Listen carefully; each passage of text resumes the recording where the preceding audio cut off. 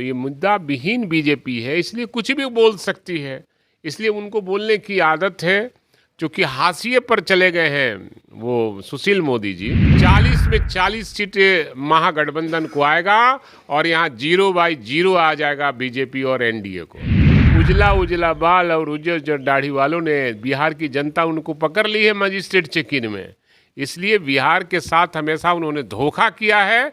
बिहार को न विशेष राज्य का दर्जा दिया है, न पटना विश्वविद्यालय को केंद्रीय विश्वविद्यालय में शामिल करने का आवाज़ माननीय मुख्यमंत्री ने उठाया था। उन पर कोई जवाब नहीं दिया है। ये बताइए कि 9 साल में 9 को काम अगर वो किए हों तो 9 को काम बता दे देश में कौन जनता के हित में उन्होंने काम किया है 9 को। इसलिए एक काम भी नहीं कर पाए हैं लोग। बीजेपी के लोगों से मैं सवाल करता हूं कि 9 काम जनता के हित में बताएं कि कौन सा काम उन्होंने किया है। नमस्कार, आप देख रहे हैं न्यूज़ नेशन। मैं आपके साथ तबजीत सिंह। बिहार में शराबबंदी है, लेकिन भारतीय जनता पार्टी लगातार इस पर बिहार सरकार पर आरोप लगा रही है और कह रही है कि बिहार में शराबबंदी विफल है।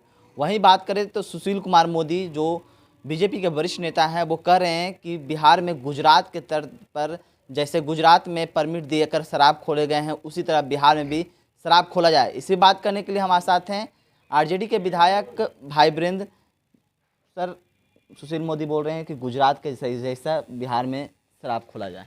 अब सवाल है कि सुशील मोदी क्या सोचते हैं। बिहार सरकार उनके सोच पर नहीं न चलेगी। बिहार सरकार का अपना मुद्दा है और बिहार सरकार जो चाहती है, और जो शराबबंदी कानून बन रहा था उन दिनों बहुत आगे आगे बीजेपी चल रही थी मानव श्रृंखला बनाने के लिए। तो आज क्या हो गया? तो ये मुद्दा विहीन बीजेपी है, इसलिए कुछ भी बोल सकती है। इसलिए उनको बोलने की आदत है। क्योंकि हाशिए पर चले गए हैं वो सुशील मोदी जी, इसलिए कुछ भी बोलते रहते हैं। उनको बोलने की आदत है। उनको कोई नोटिस वोटिस लेता नहीं है। नहीं, बोल रहे हैं कि बिहार में शराबबंदी, मैं कह रहा हूँ उनका कोई नोटिस नहीं लेता, इसलिए ऐसी कुछ बातें बोलते रहते हैं। बोलने दीजिए।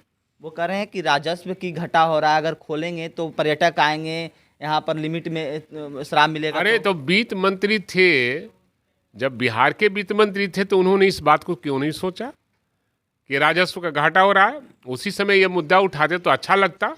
और उन्होंने कभी इस तरह के मुद्दे को नहीं उठाया, इसलिए उनको उठाना चाहिए था। और आज विपक्ष में है तो इनको नज़र आ रही है, जब सत्ता में थे तो उनको नज़र आना चाहिए था।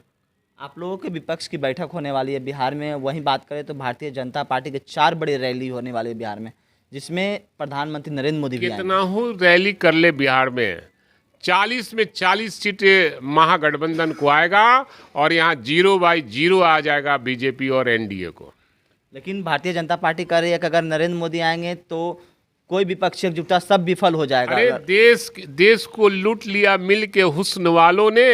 उजला उजला बाल और उज्जर दाढ़ी वालों ने बिहार की जनता उनको पकड़ ली है मजिस्ट्रेट चेक-इन में। इसलिए बिहार के साथ हमेशा उन्होंने धोखा किया है। बिहार को न विशेष राज्य का दर्जा दिया है, न पटना विश्वविद्यालय को केंद्रीय विश्वविद्यालय में शामिल करने का आवाज़ माननीय मुख्यमंत्री ने उठाया था।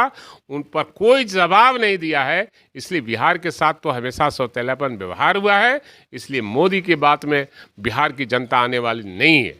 लेकिन भारतीय जनता पार्टी के तमाम जो नेता हैं वो बिहार में घूम रहे हैं और जगह जगह जाकर बता रहे हैं कि मोदी जी ने 9 साल बेमिसाल काम किया, जागरूकता अभियान में निकले हुए हैं। आप ये बताइए कि 9 साल में 9 को काम अगर वो किए हों तो 9 को काम बता दे देश में कौन जनता के हित में उन्होंने काम किया है 9 को। इसलिए एक काम भी नहीं कर पाए हैं लोग। बीजेपी के लोगों से मैं सवाल करता हूं कि 9 काम जनता के हित में बताएं कि कौन सा काम उन्होंने किया है। कोई काम उन्होंने नहीं किया है। देश को बेरोजगारों के राह पर छोड़ने का काम किया है। देश महंगाई से करा रही है, किसान करा रहे हैं, उनके उपज का सही दाम नहीं दे पा रहे हैं लोग, न किसानों के खेतों में पानी दे पा रहे हैं लोग। इसलिए ये जनता को भुलावा में इस बार आने वाली नहीं है। जो हो गया सो हो गया। 10 साल ही रहता है, 10 साल इनका पूरा होने वाला है, इनकी विदाई तय है। वो भी ये भी कह रहे हैं कि जो विपक्षी एकजुटता में ये लोग लगे हुए हैं वो पंचर गुब्बारे में हवा देने की बात कर रहे हैं।